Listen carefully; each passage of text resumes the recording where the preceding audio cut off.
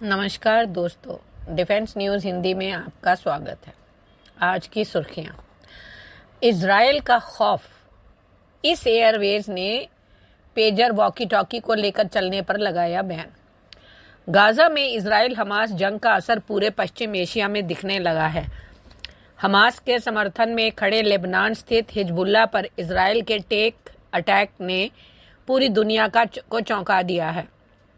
Iran समर्थक Hezbollah के लड़ाके जिन तकनीकों का इस्तेमाल करते हैं, इजराइल चुन चुन कर उनको निशाना बना रहा है।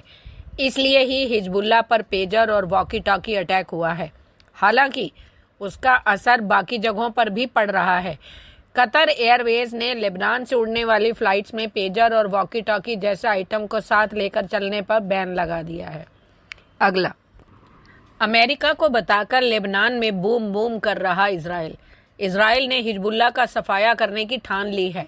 गुरुवार को इजराइल की सेना ने हिजबुल्लाह के ठिकानों पर एयर स्ट्राइक की झड़ी लगा दी है। रिपोर्ट्स के मुताबिक इजराइल रक्षा बलों ने दक्षिणी लेबनान में हिजबुल्लाह के लगभग 30 लॉन्चरों, 150 ठिकानों, सैन्य बुनियादी ढांचे, इमारतों और एक हथियार गोदाम को निशाना बनाया। बमबारी के वीडियो सोशल मीडिया पर वायरल हैं।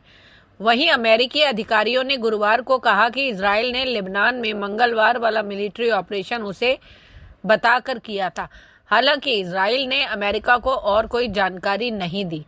अगला, स्पेसएक्स के स्टारलिंक सैटेलाइट फैला रहे हैं रेडियो प्रदूषण, अंतरिक्ष में हो सकता है खतरा। एलन मस्क की कंपनी स्पेसएक्स अपने स्टारलिंक सैटेलाइट्स की फ्लीट के जरिए हाई स्पीड इंटरनेट सर्विस देती है। जैसे जैसे स्टारलिंक की कवरेज बढ़ रही है, अंतरिक्ष में उसके सैटेलाइट्स की संख्या भी। एक नई स्टडी में वैज्ञानिकों ने दावा किया है कि स्टारलिंक के नए सैटेलाइट्स भारी मात्रा में रेडियो प्रदूषण फैला रहे हैं। ये पिछले सैटेलाइट्स की तुलना में 32 गुना ज्यादा रेडियो शोर पैदा करते हैं। बढ़ते प्रदूषण की वजह से एस्ट्रोनॉमर्स के लिए रेडियो ऑब्जर्वेशंस बेहद मुश्किल हो गए हैं। अगला, भारत की घुड़की पर मिमियाने लगा पाकिस्तान, सिंधु जल संधि पर बदल गए उसके बोल। भारत ने सिंधु जल संधि की समीक्षा के लिए पाकिस्तान को नोटिस भेजा तो उसके तेवर बदल गए। नोटिस मिलने के कुछ दिनों बाद ही इस्लामाबाद ने कहा कि वह सिंधु जल संधि को महत्वपूर्ण मानता है। पाकिस्तान ने उम्मीद जताई कि भारत भी 64 साल पहले हस्ताक्षरित इस द्विपक्षीय समझौते के प्रावधानों का पालन करेगा। भारत ने पाकिस्तान से ऐसा क्या कहा था कि उसके तेवर ढीले पड़ गए, वो अच्छी तरह जानता है। अगला, समुद्र में क्रैश हुए भारतीय नौसेना के MQ-9B प्रीडेटर ड्रोन को बदलेगी अमेरिकी कंपनी।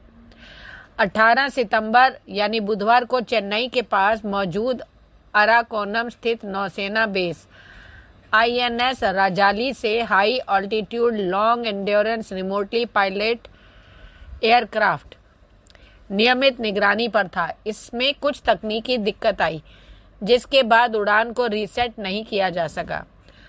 ड्रोन को नियंत्रित तरीके से समुद्र में एक सुरक्षित जगह पर उतारा गया। इसे ही नियंत्रित डिचिंग कहते हैं। ड्रोन को हर महीने एक तय संख्या में उड़ान करनी होती है। ऐसी ही उड़ान पर यह ड्रोन था। भारतीय नेवी ने 2020 में अमेरिका के साथ आपातकालीन अनुबंध के तहत यह ड्रोन मंगाए थे। OEM से एक विस्तृत रिपोर्ट मांगी गई है। भारत इसी तरह के 31 और ड्रोन खरीदने की योजना बना रहा है, जो काफी ज्यादा खतरनाक मिशन को पूरा करेंगे और साथ ही समुद्र और सीमाओं की निगरानी भी करेंगे। अब अमेरिका जो है, इस अमेरिकी कंपनी जो है वो इस ड्रोन को बदलेगी और वो भारतीय नौसेना के आवश्यकताओं के अनुसार ही होगी। अगला, इटली में बरामद हुआ ब्रिटेन के पूर्व प्रधानमंत्री विंस्टन चर्चिल का चोरी हुआ सामान। ब्रिटेन के पूर्व प्रधानमंत्री विंस्टन चर्चिल का चोरी हुआ एक सामान अब जाकर तलाश लिया गया है। इसे जल्द ही वापस लाया जाएगा।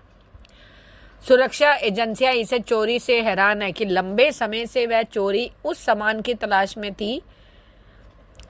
अब उन्हें इस बरामद करने में सफलता मिल गई है। बताया जा रहा है कि कनाडा के एक होटल में से यह चोरी हुई थी।